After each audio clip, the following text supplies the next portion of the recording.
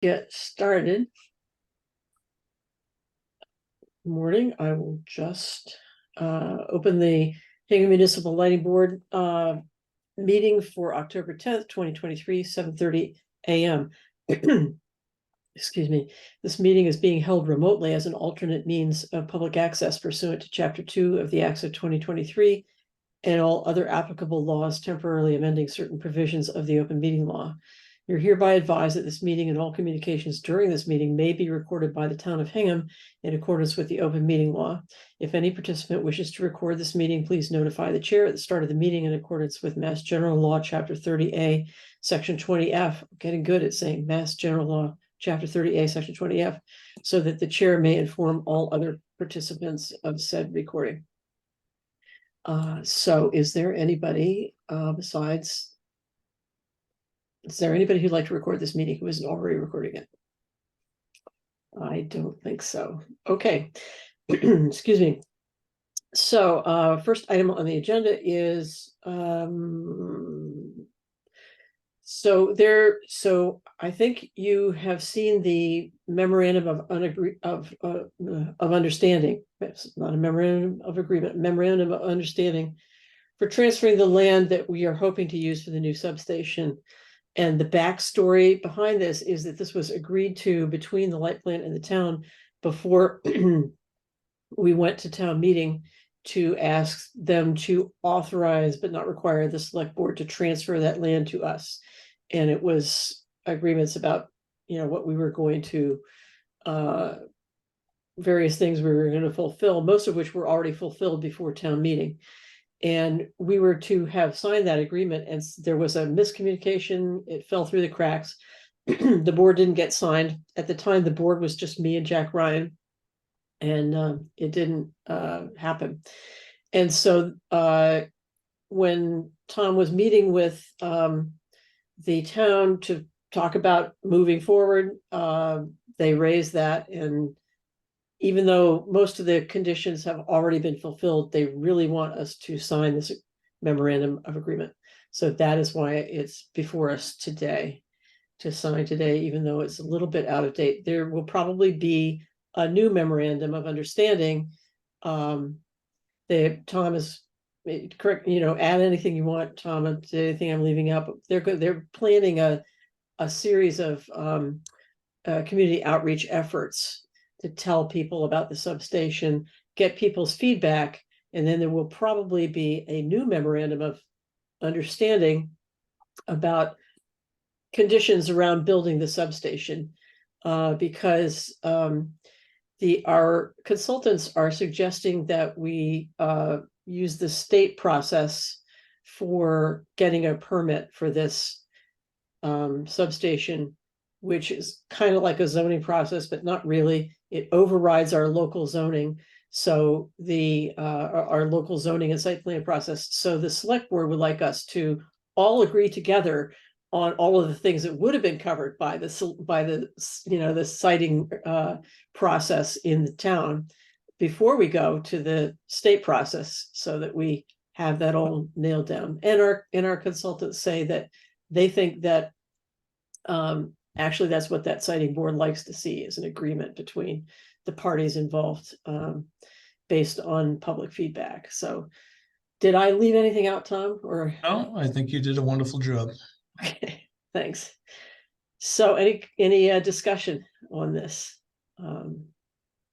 topic? Nope.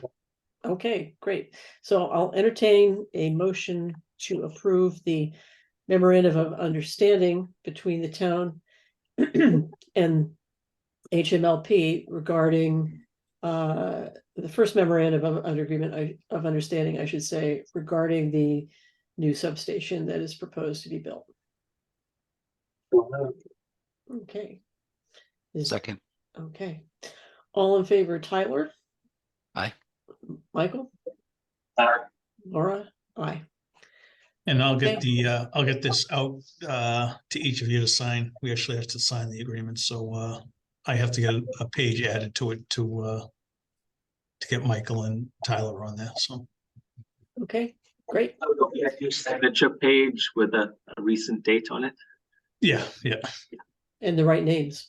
yeah. Okay, the next item on our agenda is to vote on designating a member of the new Climate Action Commission. If you recall, 2 years ago, town meeting created the Climate Action Planning Committee to draft a climate action plan for the town. Climate action plan is complete and has been presented to the town. The work of that committee is over. And at the last town meeting, the town meeting voted to create a permanent climate action commission whose job it is to pursue the fulfilling of the climate action plan that was created by the Climate Action Planning Committee.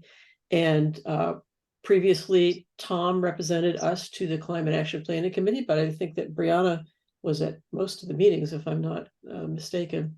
Correct, yeah. Brianna was And we now have the appointment of someone to the Permanent Climate Action Commission. And I guess, Tom, I'm not sure what the wording was on the article. Is it HMLP? Just the board appoints someone as our board will designee, is that appoint, right? yeah, the board will appoint someone to the to be on the Climate Action Commission. I guess the commission is to oversee the climate action plan, to make sure that the climate action plan is being implemented as written. And it's a permanent commission. Yep. Forever. For obvious reasons.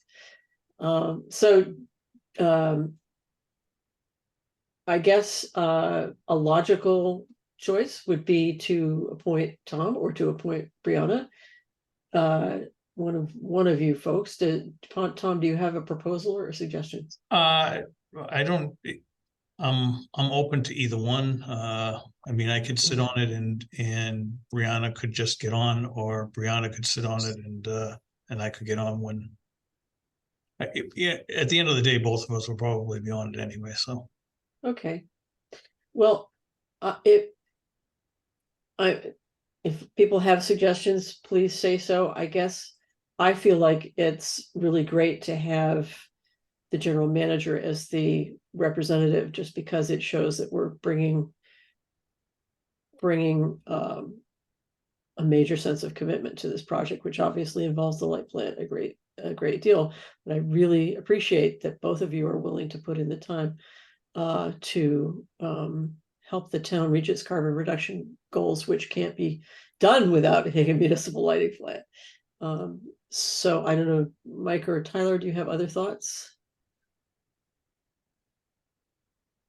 Yeah, I would agree with your perspective, Laura.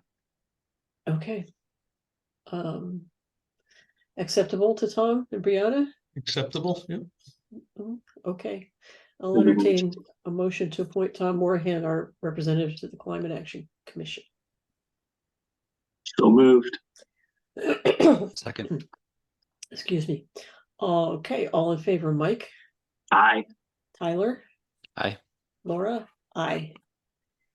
Thank you Yeah, for your service. absolutely. I don't know if anybody hasn't had a chance to look at the climate action plan. I think that I think they did a terrific job. We did have a consultant to help the town write it, and as you'll recall, the funds to hire the consultant was contributed by the light plant. So I feel proud of our participation in that way. Hope everybody can get a chance to read it. One thing, I'll just offer one thought for our representative as he's going off to enforce this climate action plan, which is that on my final read through, I felt like it didn't have enough about buildings in it, about building electrification. There was I think 6 areas of focus, and I feel like there's a lot more work to be done in that area. So yeah, have a look at that. Things like discussion of the adoption of the new stretch code that will require more climate-friendly building practices in Hingham.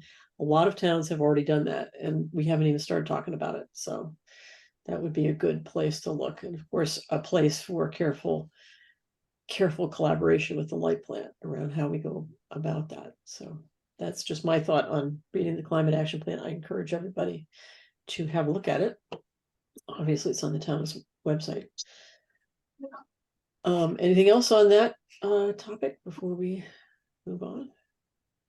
Okay. So the next item on the agenda is report on how we're doing on the marketing on the income adjusted rate. Brianna's going to fill us in, right? Yes, so we sent out the notice in our most recent bill flyer. So everyone should have gotten that around the 1st or 2nd of October. So that mentions the rate and then the other things we were doing this month for Public Power Week. We'll send out a full flyer on the rate in not this month's bill at the end of this month, but the end of next month. So they have it and they can submit it right away. And then we did distribute a copy of that full page flyer to various town offices last week.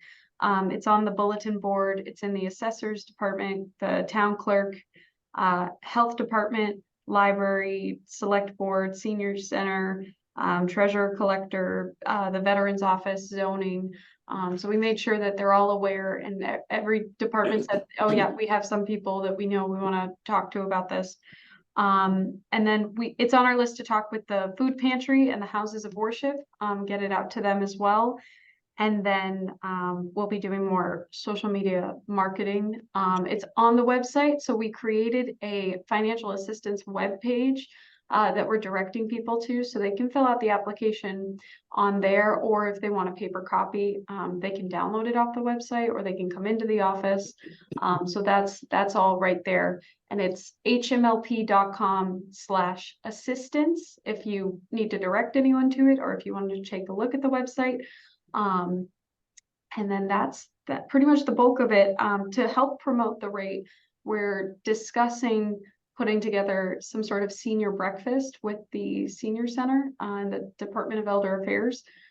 So we'll probably be doing something in November or early December with them to just kind of talk with the community and help get the word out. So it'll probably be similar to an event that Braintree held. So the Braintree Light Department holds an annual senior breakfast to celebrate Public Power Week. And that's where we got the idea from. We're also, we're doing a food drive now, so we're gonna get the flyers out to the food pantries, and, you know, so that they can distribute them out there too, as also. And then Brianna was at the farmer's market over the weekend, passing out flyers there as well. Nice. And I don't know if, Ellen, do you know how many people are have signed up so far? How much interest we've gotten? And I don't know if you want to speak about 86 Central Street on this call. I know you mentioned it. The decision was made for 86 Central Street is to put everyone on that rate, to place everyone on that rate. And then we've probably, maybe about 10 so far have signed up. There's a little bit of kind of back and forth of the documents that they're sending in. A couple of people where it's, you know, things that might be out of date, you know, they're sending in one of the, they're sending in paperwork for some things on the list, and it might be not up to date, so we're asking them to kind of go back and make sure that they submit the most recent paperwork. But other than that, it's going okay. Thank you. Well, I really appreciate that this is a significant project for the customer service department to undertake. It's an additional job that we didn't have before, and I want to thank everybody for, you know, getting behind this. I feel like it's a super important part of our mission as public power, to serve everybody in our community in the best way we can, and it's part of it to me. So I really appreciate the work that y'all are doing to make this a reality. Brianna, have you thought about maybe an article in the Anchor? Maybe I could write an article for the Anchor about it. That would be a great. good idea? it is on our list. I just haven't had time to do that. Okay. But Okay, that, I can do that. Speaking of, more work for everybody, I'd be happy to do that. Why don't I do this? I'll write a draft and send it out to everybody, and you guys can make sure I got everything right before I submit it. And if Mike and Tyler are good with the draft when it's complete, I could issue it on behalf of the whole board, if you like. Yeah, that's a good idea. Okay, I'll just I'll draft something up and yeah. See. And so the social media is going to start soon, or do you have a timeline on that? Because maybe the article should be about the same time. yeah, now that everything, so we have all of the main pieces in place. The web page was the biggest thing. So Yeah. since that's published, we can start social media posts this week. Okay, I'll get on it then. Okay. If anybody else has any more ideas about how best to publicize this, how about is there still like a newcomers the town used to send out a newcomers package to people who move into town with We- information about how things work in the town. I don't know about that. We did add this to our start service form as well, though. So right when someone signs up for electric service, it asks them if they do participate in one of the means tested programs. And if they do, they can sign up for the financial assistance on the application. So they don't have to fill Oh. out another form. That's great. Sometime what I almost feel I'll have to find out if the town still does such thing. I moved here like almost 40 years ago, so things may have changed. But it would be so great to inform people when they move into town what public power is, because so many people, including me, move here with no idea about having public power in our town, and they may not get it for years. So maybe I'll draft something like that too. Yeah, we can And- check with the town to see if that's still done, if they're sending, Yeah, you know. I have no idea. There may not be anybody at town hall who even remembers we ever did that. Who knows? Yeah. I don't know. I think there was a newcomers group. Maybe there still is a newcomers group. Oh, there is a newcomers club. Maybe they did I it. think so. They get together as a social event and meet and greet each other. A way of being welcomed into the town. Well, that's a thought. Newcomers club, mothers club, gardening club. I know there are a lot of Maybe the school newsletters. school newsletters. Hingham Unity Council, who I know is their coordinating committee is already really excited about our income adjusted rate, because they had been wondering if we might be able to do that for some time. So The only other two things, we're gonna do some targeted snail mailing as well. Not just targeted mailing for our current medical financial hardship customers, and then just others that might be in, I think we're generating a list of people for that. And then we are gonna put the senior breakfast in the newsletter for the senior center, which goes out to about 1,100 people. So that will be included in that. And the only other thing is that we haven't done yet is Harbor Media ads. And getting like an ad up on the TV. Oh, brilliant. Yeah, That they'll might do be that for something us. we have the board participate in. Oh, yeah. Happy to. Great.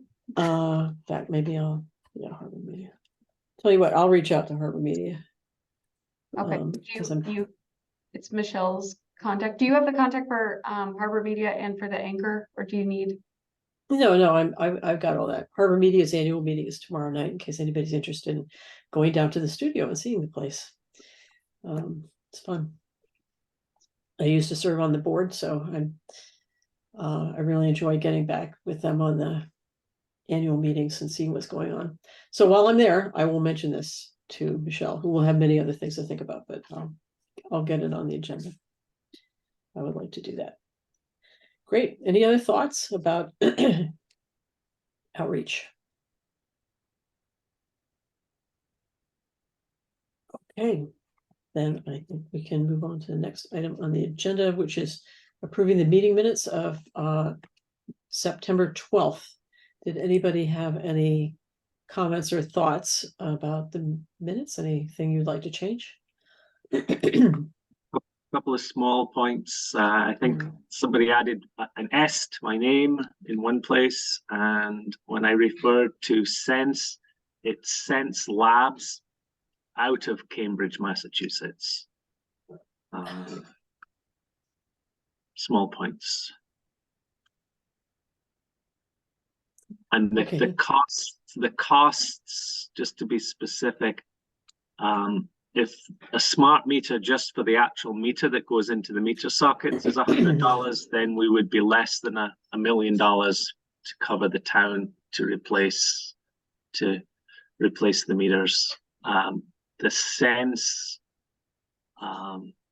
package to give people the ability to use the Sense application, they were charging, I think, $30 per house. And that would be a one-time fee with no installation costs, and everybody could just log into the app and see their various usages. And Can I ask a question, Mike? Yes. Excuse me. Did you mention that in the meeting last week? I think that was more or less what I was trying to say. Yes. Okay. We're trying to make a record of what happened last week, and I couldn't remember if you had mentioned that. This was actually 2 weeks ago. This 2 weeks is ago, right? 2 weeks ago. Feels more than like 2 weeks last ago. week. It does. August 12th, I think. Yeah. I just wanted to be clear because the less than $1 million was mentioned, and the company is Sense Labs. If anybody wants to look at the press releases with Itron, and they will need that for their Google search to hone in on it. Okay. I'll update those. I think we can Thanks, Tom. accept those changes into the motion to approve the minutes. Are there any other changes we need to do? Okay, I'll accept a motion to approve the minutes of September 12th, 2023. So moved. Second. Okay, all in favor, Tyler, Aye. Mike, Aye. Laura, aye. Okay, moving right along. Oops, wait a minute, that is not my agenda. Here we go. Okay, we are up to the financials, which I think, did you just send those out this morning? I Or did, yesterday? yeah. Yeah, okay, great. I can Take a look at that. share if you'd like.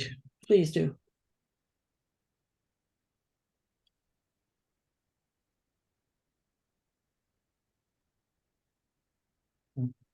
That's the wrong one.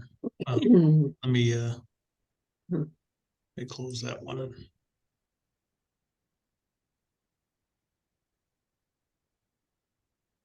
Try that again.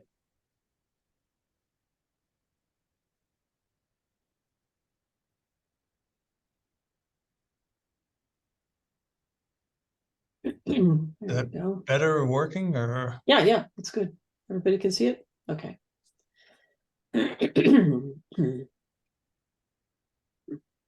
That's good. So August, our kilowatt hour sales were more than 22, but less than 21. Revenue, 3.5 million, which was, pretty much in line with past years. Our expenses were down slightly. Net income of $900,000 for August of 23. So financially, we're in great shape this year. Year to date, we're at 3.4 million in net income. Again, our kilowatt hour sales are down, but our revenue was up, and this is the first month we really saw the increase in the revenue because of the the rate change. Hmm. Again, our expenses are in line, and our net income for the year is right now 3.4 million. So Joan is going to look at the where we think we're going to end up for 23. Obviously, we can't be more than 8%, so we may have to adjust the PCA again by lowering it to ensure that we're under the 8%. Does it, oh, well, you're gonna do those calculations. Is it looking possible that we might be over the 8? I wondered what would happen if we ever ended up accidentally over 8%. I think in talking to Joan, I don't think it would be that big of a deal. We would just have to notify that the DPU. DPU that we did go over. And I think that would be it. But again, I think Joan is going to look at it and try to ensure that we're no more than 8% for this year. It'll give us the opportunity to bank a little money for the transmission project. Well, my recollection is that was a big part of the reason for the proposal for 6% increase each of these 3 years, was to bank money for the transmission project, and then we should be having enough revenue at the end of that time to be meeting the bond payments without another rate increase, at least not of that significance. That's my recollection. Am I right on that, Tom? Is that your understanding? Yes. Yeah. Based on what UFS said? Yep. So, great. Any comments or thoughts on the revenue for this month? Okay, I see none, so we can return to the agenda, and we're up to the updates, so we can begin with the transmission line project. So we've met with town, with Tom Mayo and Joe Fisher. Obviously, the outcome of the getting that MOU signed. So our environmental people, Ty and Bond, they're going to be meeting with Emily Wentworth to come up with a plan on how we're going to develop this next MOU to ensure that we're meeting all the town's needs and requirements for their processes before going to get this comprehensive permit through the state. So that's all happening. We sent a letter to the town of Weymouth, updating them on the transmission project, where we are. The mayor would like us to come back in and meet with them, so we're going to be setting up a meeting with Weymouth in the coming weeks to just talk about where we are and schedule things like that with them. We're hoping to get this filed by, in this fourth quarter. So by the end of the year, we hope to have the permit filed with the siting board, and then that'll kick off a whole new process of, community meetings and things like that. And again, that's probably a 2-year process, the siting board process. From when you first submit your application, From when you first submit. which we have not yet done. Which we have not yet done. So, do you anticipate, you don't anticipate going to town meeting for bonding before that process is complete, right? I mean, I need to talk to Rob about that. We may want to go not this, obviously not this year, but we may want to go next year, only because a lot of this equipment is going to take a long time to get. Chances are Eversource won't buy any of this equipment until it's gone through the siting process. So we may decide to take on some of that risk and buy equipment if Eversource will allow it, so that we'll have the equipment and it won't delay the construction as long. So it's something we need to look at in the coming months. But it wouldn't be this year anyway. We'd be looking at maybe next year, and again, that'll be depending on our conversations with Eversource.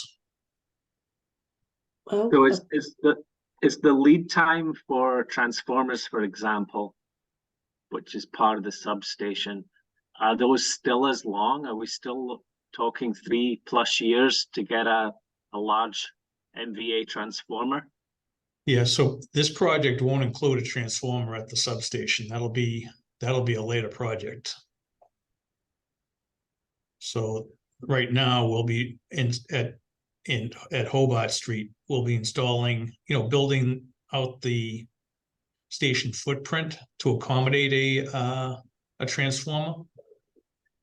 But at that site, we'll be installing GIS switchgear for the transmission line, so that we'll be feeding into that location and then back over to Hobart. Mm. So it'll give us the ability to have a third line at Hobart. But the station transformer, that would be a project in the future, because right now our load doesn't support, an additional transformer. So the new line would be feeding the existing transformer The new line at would Hobart? Yeah, it'll give us the ability to have another feed into Hobart. So if we were to lose the two transmission lines on the single poles, this new transmission line would feed into Hobart and pick up Hobart. So the existing infrastructure at Hobart would just be the single contingency?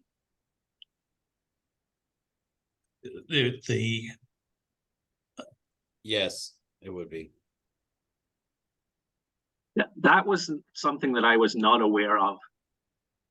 And that for me, that's a concern. If we're investing in a new substation, it should be able to work independently of Hobart Station, surely, no? Yeah, the line is going to be able to pick up Hobart, the entire Hobart, right, and supply the town. But until we install a new transformer and build out that piece of it, again, we really don't need it for the load. For redundancy, you do. Well, we have 3 transformers at Hobart. And So the new line could supply either one of those transformers. it could feed all 3 of them. Could feed all 3 of them. And what would the potential cost of a new transformer for the new substation be?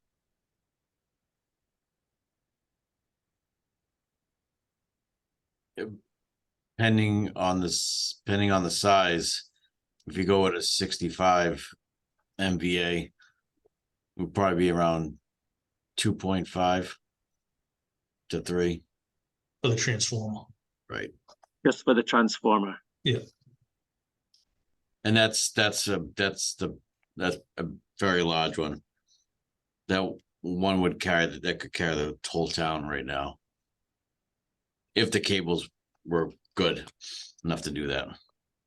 is that the plan? For it to be that robust? Or have you not really made the transformer plans yet? We haven't looked at that transformer size yet. And again, that's going to be based a lot of, on what we see for load and what we've seen for load increases. But we don't anticipate, that much load increase in the next 10 years. What's the life expectancy of the 3 existing transformers?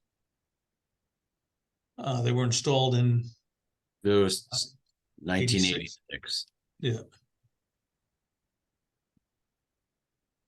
How long do transformers last?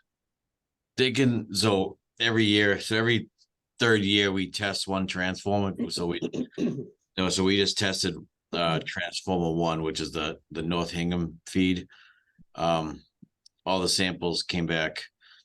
And more importantly, the oil samplings came back good. The primary bushings we're gonna just keep an eye on, but they're coming in just in case we have to replace them. Yeah, we ordered some primary bushings just to have them. Right. So because the power factor trending started just to creep up just a little, so we were suggested by the testing group, don't get too nervous now. It's fine. When we go into that third year cycle testing, or if I want, I could test it next year. We can make a plan to have those replaced. It would probably take about a week with an oil truck, but we can do it. Right. Not me personally, but the testing group will be doing that. Right. I guess the scenario that I'm concerned about is we rapidly move to heat pumps. We have a really cold snap, and those heat pumps are using resistive heat as backup. One of our transformers goes down for one reason, and we're left with the whole town on 2 transformers with more than enough line capacity to bring enough power into the town, but not enough transformer capacity to step down those voltages. That's my concern. Yeah, so we've had this conversation, about the transformer and adding a transformer, and because of our, the growth that we've seen over the past 10 years, even though that, we know that we're going to see load growth. All the studies that have been done have kind of said we don't need a transformer at this point. So the decision was made not to go to the siting board asking for a new transformer because we don't have the data to support that cost. So the siting board would just kind of look at you and say, why are you putting a transformer in? There's no data to say you need one. Why are you going to spend all that money?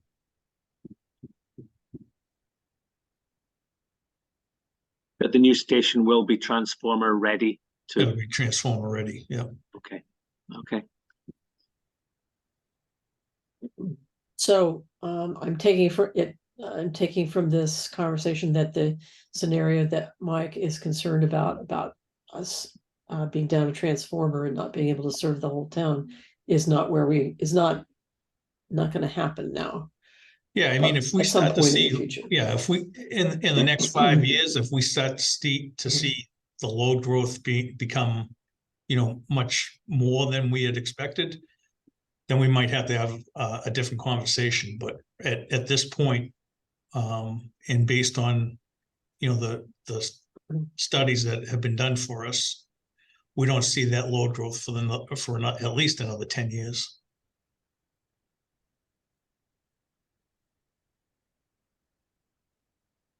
Okay, anything else on the transmission project before we move on? Okay, we're up to EV chargers. I drove by the EV charger on Beale Street yesterday and saw somebody charging there. Yes, so all the EV chargers right now are installed. We have the 2 fast chargers at Station Street and the one on Beale Street at Lynch Park. They're all in. Have they been commissioned yet, Brianna? Yes, they're all online now. They're all online now. And then we had the additional one at Town Hall. So, and that's just as you come in the parking lot from Burr Road. As you come in the parking lot, they're right on the left-hand side there, facing Burr Road. So we have Level 2 ones, right? that's the level 2. Yeah. So the town hall one, it has been commissioned, but we can't quite see it yet in the dashboard, so it might not be functional if you go by today, but we're working on that. So it should be functional in the next 48 hours if it's not at the moment. Good. And what's the rate structure for the DC fast chargers, the level 3 ones?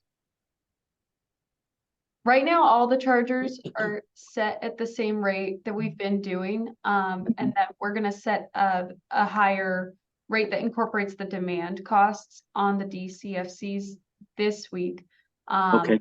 Right now, though, it's the same. So if you were to plug in at the DCFC versus the level 2, it's all 22 cents a kilowatt hour, our base rate. Yeah. The other thing we're working with, working on is, working with Flow to be able to change the costs depending on the, when you're charging it. So obviously we don't want people charging on the level 3 charges during the peak, so we're working on getting that software. So that, you would just raise the price at peak? during the peaks, yeah. How do you notify the customer when they roll up that, hey, you're gonna be paying more if you charge right now? It would show it on the screen on the dashboard in front of them on the charger, but it would also say it on the app. So some people plug in and they pay remotely, and they would get that on their mobile application. And is this the Flow app? Yes. So do you need to have the Flow app to charge at these chargers? So they have a roaming agreement with many other companies. So my understanding is you can have a different app and still be able to connect to it. You can definitely use a different card. So if someone had a ChargePoint card, for instance, they could swipe that at this station and it would work. But since I don't own an EV, I haven't downloaded the various apps. So I can download a ChargePoint app and see if that will work for ours. I believe you can. I Okay. think there's reciprocity between ChargePoint and Flow. I'm sorry. One other question, Brianna. After the session is over, do we charge for the parking? Is there a parking fee? Because I know from personal experience, ChargePoint varies what is charged for actually sitting in the spot after a certain time or after your charge is complete. And the aim of that is really to help the wait list work, but also to stop people holding a parking spot or taking a parking spot when they're not active.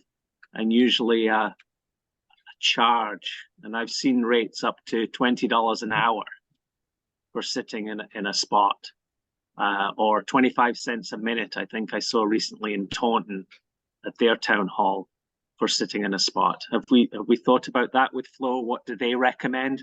Yes, we definitely are interested in idle fees. So if someone is just plugged in but not charging, and they're idling, then we do want to assess a fee. We had originally proposed, I think, $3 an hour. So it's similar to if they were charging at that time, but it's not an excessive burden if, say, they needed to leave their car overnight. But it's kind of a similar amount to it wasn't too much more than what you'd see as like a regular parking fee as well. Right. So that's what we had discussed. Our current dashboard does not allow us to do that because we want to stick with a per kilowatt hour pricing structure. So we put in the 22 cents per kilowatt hour, and then we can't also add in an idle fee unless we changed it to like a per hour graduated rate. And so that's part of the conversation we're having with Flow next week, is to change over our dashboard so that we can do dynamic pricing. We can have idle fees and different things. There are other towns that have done that conversion with Flow, so we know that they can do it. Yeah. It's just a matter of what, I guess, software we have and what dashboard we're using, but it should be a simple configuration change. Right. Good.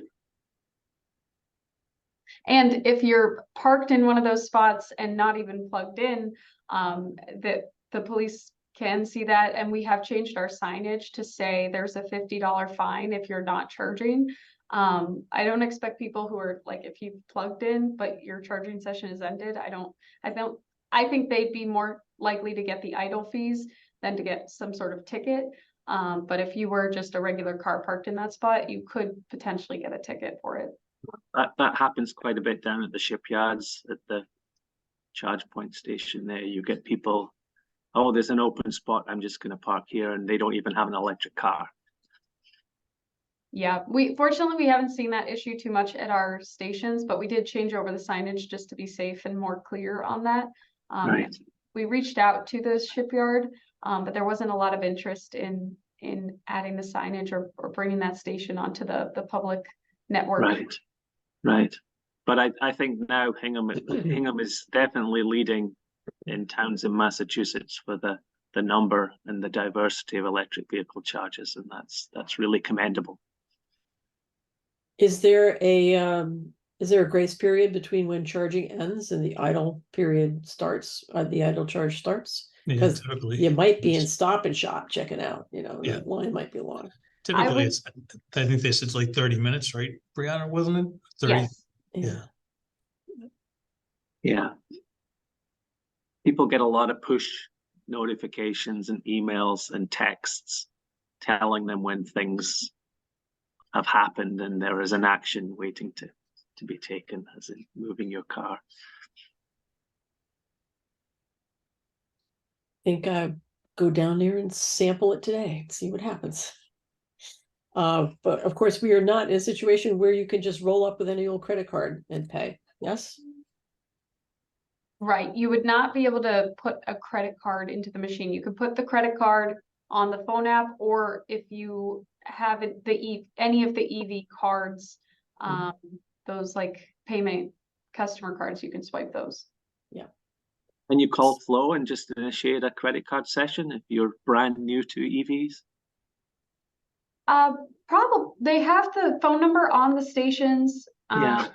You can see what happens if you call the number. I don't know, frankly. It's 24/7 customer service. I feel like they would guide you to download the app so that they could help you initiate it. So there are some states where they're passing laws to make it be a requirement that you should be able to roll up to a public charging station with a credit card and not have an account with some company. So I don't know if we would be, if Flo would be, if we would be prepared for that situation. I don't know of anything like that that's been proposed here. That would make I mean, for me, that would make sense. I'm just thinking, if you go and rent a car and you get an electric car, what do you do do they come with a? They should come with like, A you know how card. when we got the stations, they gave us those cards. So we have a bunch of cards that we can register for HMLP and our electric vehicles, so we can charge for free at the stations because it'll recognize that card. If But you rent the car, you get a card to charge it. Like, then what do they do? Charge it back to you on the rental fee, or? I did hear someone, I forget who was telling me this, did get a rental car that was electric, and they said they got one of those cards and it was like on the company, so they were able to just fill up wherever they needed to. It's more convenient than dealing with the gas. I assume they don't require you to bring it back with the battery full. I don't know. I have to remember who I was talking Yeah, to. it's interesting. But it is interesting. I don't know why it came about that you can't put a credit card into the machines. Well, I think, the Flow people want you, they want to be their customer, they want your information. And I think that's where some of the pushback is coming from in other states, but we'll see how that develops. Anything else on the EV charging? Before we move on. Okay, we're up to the solar project on the HMLP building. Yep, the panels are going on the warehouse roof. They put in the hay bales and things for out front. They're waiting on the permit. Once they get the permit, they'll schedule a date to start putting to do the drilling for the canopy footings. So we anticipate that happening in the next couple of weeks, and then the steel and stuff will start to be delivered and installed. So So is the canopy gonna be up front? it's gonna be out front. Oh, I Yeah. didn't realize that. I thought it was gonna be in the back for. No, the canopy will be in the front parking lot. Oh, And again, we'll be installing car chargers on either end of the canopy out front, as well as some car chargers at the rear of the building here and in the garage. and are those level 2 chargers? Those will be level 2 chargers, Uh-huh. yes. Okay, Yeah, our building is 12208, so we don't have 480 here. We just upgrade to a 480 volt service to get a DC fast charger. mhm. So what's the time frame? Do you know? Is there one? We're hoping to have this project done by the end of the year, Oh, great, so. super. Yes, Brianna. I also meant to mention that we have an EV showcase scheduled for October 22nd to commemorate the new charging stations. And to just show people some different EV models. So that'll be October 22nd. It's from 11 a.m. to 2 p.m. with Hingham Drives Electric. It's at Station Street parking lot, so right where the farmers market usually is, and that's a Sunday. And are you having dealers bring models in? Is that how you doing it? I requested that we have dealerships there. Hingham Drives Electric is organizing it, so I don't know if they've gotten any to be there, but I said that we have a strong interest in doing that so people could sign up for, say, a test drive after the event, because we decided not to do test drives at the event. Yeah. Better not to have anybody get hurt on Yeah. our watch. Yeah. Okay, that sounds great. October 22nd. Okay. Anything else on EV chargers? Oh no, we're on HMLP solar. I got distracted. Sorry. Okay. And next on the catch-up agenda, here it is municipal solar. Okay. So the municipal solar committee, which consists of me and Tom and Brianna and Steve and our 2 volunteers, Will Cowan and Ben Lee, meet every other Saturday, every other Friday. We've been working on making this happen for some time. And we had finally reached opinion about how the right way to do this, that the town agreed to, that everybody agreed that the best way to proceed would be for the town to own the solar arrays. That, if you look at ratepayers and taxpayers are practically the same people, there was actually more benefit available to taxpayers to own it, because it would cut the town budget and ultimately be a revenue source for the town. Whereas if the light plant owned it, basically what we would get out of it would be the solar energy, which would contribute to lowering our carbon content of our portfolio. But so we chose buildings and made a proposal to the town, and the word we got back was the town is not interested in putting any debt before taxpayers at next year's town meeting. After last year, which was a stressful financial year for everybody, where we passed 2 debt exclusions and an override, they're really concerned about how taxpayers are feeling right now, and I totally get that. On the other hand, it was 2 years ago, the select board's sustainable budget task force asked me to come and talk about whether solar arrays on municipal buildings might someday be a source of revenue. I said, yes, but someday, but it's not soup yet. We're not ready to go with a proposal. 2 years later, we're ready to go. And it's frustrating that they're not really viewing the presentation of it's not very often you can go to town meeting with a capital project and say, this is going to pay for itself and generate revenue ultimately. That's just not something that happens at town meeting. It's a very different kind of capital project. So I was especially frustrated when I read that last week or at their last meeting, the select board adopted some goals for their work for the year. And one of the goals was to find additional revenue sources for the town. So I was left feeling very frustrated by this decision of the town. The other options for how to go about this, of course, are to have a third party arrangement with somebody that would be a PPA that would put it in, that would be risk-free then to the town and to the light plant. If you construct your RFP and your PPA correctly, you can bring the risk to almost zero.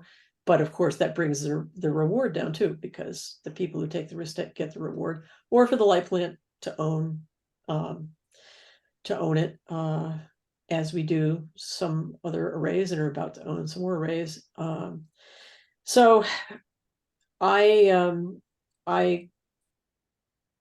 had called a select board member and said, what do you think about instead doing a third party? And he said, hey, why does the light plant own it? I feel like if we go to town, I had assumed either way, we have to go to town meeting for bonding. And I assumed that we wouldn't get the select board support if we brought some kind of a bonding proposal to town meeting on behalf of the light plant to own these arrays. He said, no, I think people would react better to the idea that their electric rates are going to pay for this than that their tax money is going to pay for this. And I said, I don't know. So we're trying to schedule a meeting with the town administrator's office and hopefully a select board member to say, okay, what direction are we going to go here? Because we've been, this municipal solar committee has been kind of going around Robin Hood's barn on this for some time, trying to come up with the right proposal. So as of right now, we don't have something going forward, which is disappointing. I think the buildings of choice would be the new public safety facility, which will be a brand new roof that's being built to today's notion of solar ready, which is much better than previous year, notions of what solar ready is. And the middle school is another possibility because it was built solar ready according to the standards of 10 years ago, but it's already 10 years old. And if we want solar on that roof, we would kind of have to do it now because the roof probably has only another 20 years before it needs to be replaced. So now's the time if we go ahead.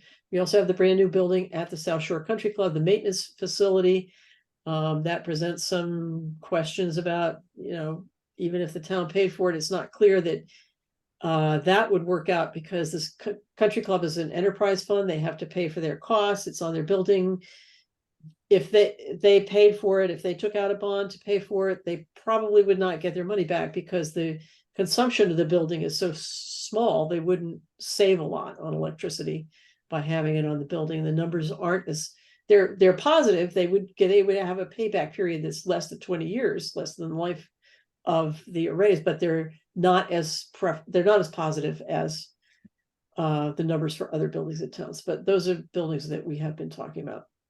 So that's where it stands. We are trying to set up a meeting with the town to say, okay, what's the way forward? We don't know the way forward right now, but that's where we are. And I don't know, Tom, Brianna, Steve, if you want to add anything to what I reported.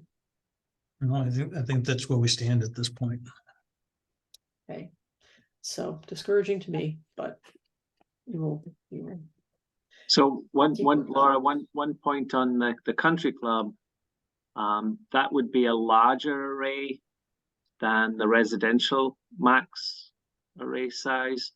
So if the net metering rate was a little more generous, that might change the business model in terms of being potentially revenue generating for the country club. But of course, as they move to heat pumps, that puts a larger demand for electricity into their equation. Well, this building is the maintenance facility, and it has just been built, and the HVAC is heat pumps, so it is electricity. But because of the maintenance building, they don't, during the winter they don't really heat it very much. Right, but they don't cool it very much either. They do heat the rest of their building. There's a different the metering is for the main campus is different than the than this meter. So They we, don't have one meter for the whole campus. there is one meter or there's more than There one is meter? not, there's multiple meters.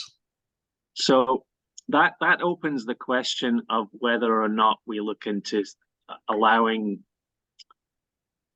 facilities to combine their meters, at least for the purposes of net metering. So just relative to the country club, they're looking at their whole facility. They need to redo their roof. It's an enormous roof.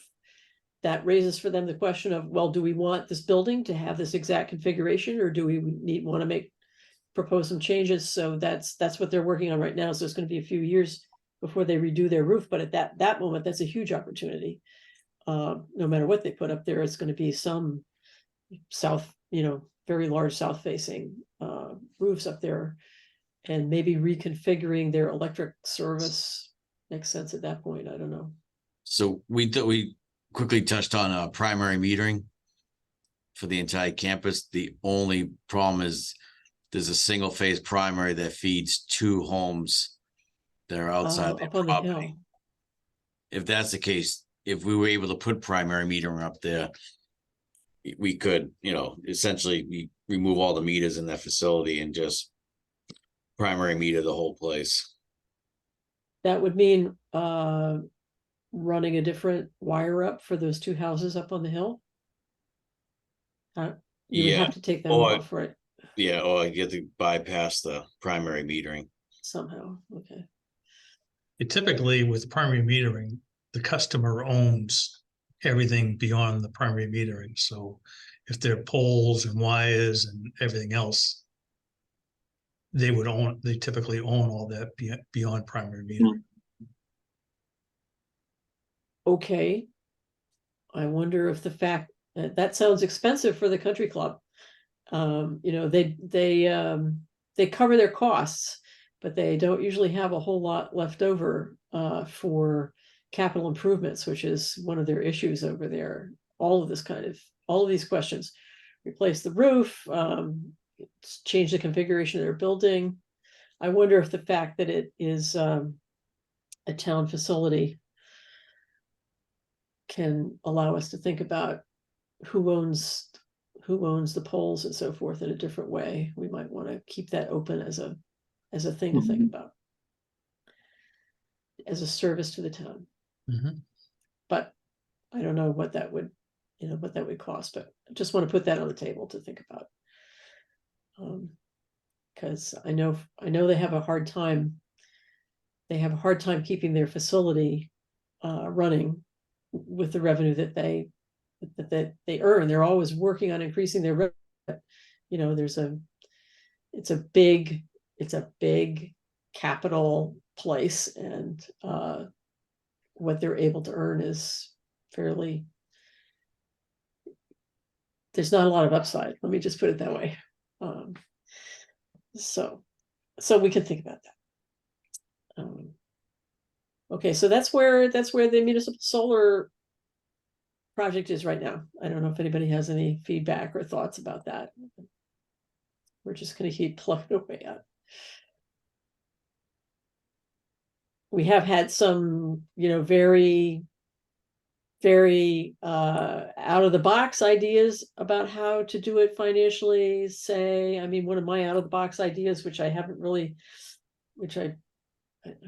got Tom's complete thoughts about yet, is just that what if the light plant owns the array on, for example, the maintenance building at the country club, and they can use the electricity, but we just charge them retail for it because it belongs to us, and that way we get to add the solar electricity to our portfolio, but it's no burden on them, and we get charged the usual. We always put in a meter, so we know how much they generate and how much our solar customers use of their solar electricity in their home. So there are a lot of strange ideas on the table, and we're always looking for more. So let us know if you have any thoughts, board members. Okay, thanks. Now we're on to the landfill solar. Landfill solar, we're working with Solar Design Associates, trying to get a contract with them to actually do the design so that we can go out to bid on that. So Chris has been back and forth with them a few times on a contract. So we're getting close on that. That would be planned to build spring of next year. Hopefully, Okay. with any luck at all. Yeah. Wow. Long-term project. Yeah. Yeah. Um, Way too long. yeah. And then finally on where we are on capital projects. I don't know if you're ready on this. One of the things we were going to be looking at is contemplate, and this might be a bigger discussion for today. It's maybe not an update, but we're thinking about looking at the capital plan. What would happen if we tried to do some of these plans about replacing meters in the next 3 years or so? What would happen to the capital plan? But you may not be ready with that. You may just be. Yeah, we met last week on the capital plan, and we're going to be meeting, weekly going forward to try to come up with that plan for the next 5 years. We do have, we have projects that are going. We just we're almost are getting close to being finished with Hershey Street, which again gives us more capacity on one of our feeders. The rewiring. Yeah, we had another project on Circuit 9, and Steve, you could probably, is it Circuit 9 that we won't get to this year? We may start it. We bought the wire. Yeah, so we bought the wire. We'll start some of the framing this year, but It's next, going to carry into next year. Yeah. we'll carry it next year. Then we'll run the wire from Central Street up to the reclosure on East Street, which will help alleviate thermal loading on that feeder. So hopefully at the next meeting, we can give you an update on the capital plan Okay, great. for the next 5 We'll years. put that on the agenda. Okay, so so we're at the end of our list of updates, unless there are any further updates. I wanted to take 2 seconds to talk with people about future agenda items. I often feel like there's something we should be talking about that we're not covering, so I tried to make a list of the topics that are constantly going around in my head. I don't know, Brianna, could you let me share? Then I can put the list up and see if there's anything we need to add to it, just in terms of thinking about what would be scheduled for meetings coming up. Tom, can you make Laura a co-host? Yeah. I'm not the host, so I don't have the. Okay, I think I can do that now.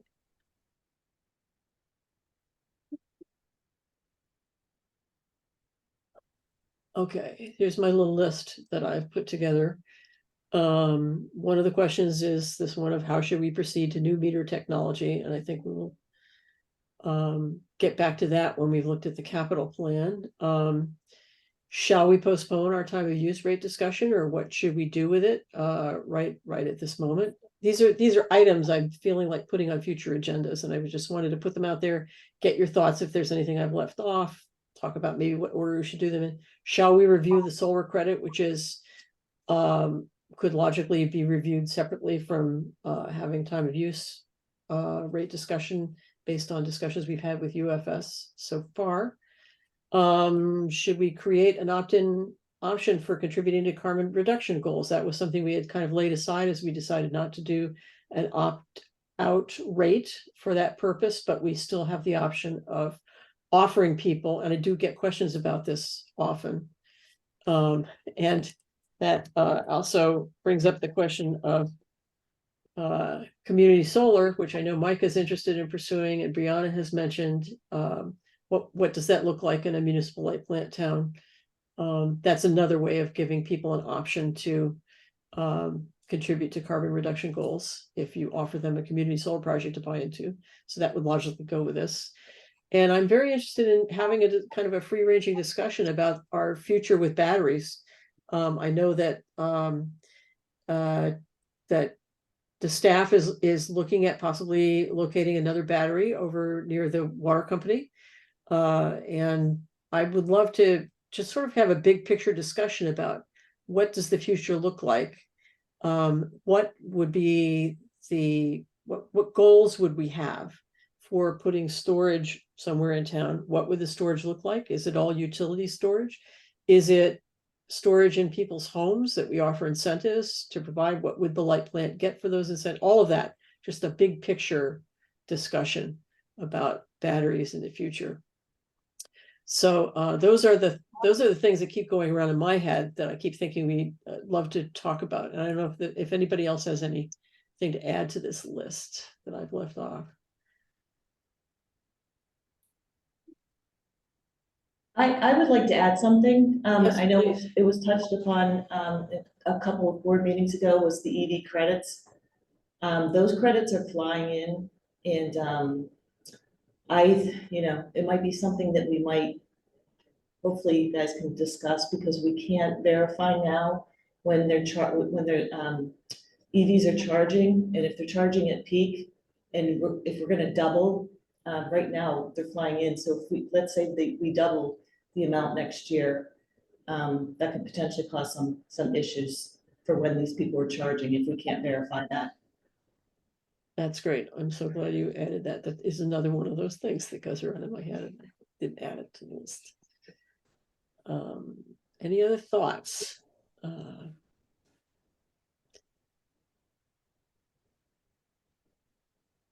Is there, okay, so I'm just, if I haven't heard anything from the board, I'm thinking these are all topics we need to talk about at some point, and maybe I will just get together with Tom and figure out how to construct some agendas so we can address all of these things. Sometimes these conversations get lengthy and we can only do maximum 1 or 2 at any meeting. And we'll try to figure out a schedule that makes sense. Everybody good with that? Tyler and Mike? Yeah, I'm good. Good. It seems like the time of use rates are kind of the meters are kind of a gating issue for the time of use. So there's Yeah. those are kind of connected. Yeah. Right, and in a certain order of discussion, yeah. Okay, so that's good. So we have things to talk about in the future, and we know what we need to do going forward. Unless there's something unexpected and unforeseen that's not on the agenda to discuss, then I think we can entertain a motion to adjourn. So moved. All right, second. Okay, all in favor, Mike, Aye. Tyler, Aye. Laura, aye. Thanks, everybody. Thank you. Thank Have a you. good day. Hey. Take care.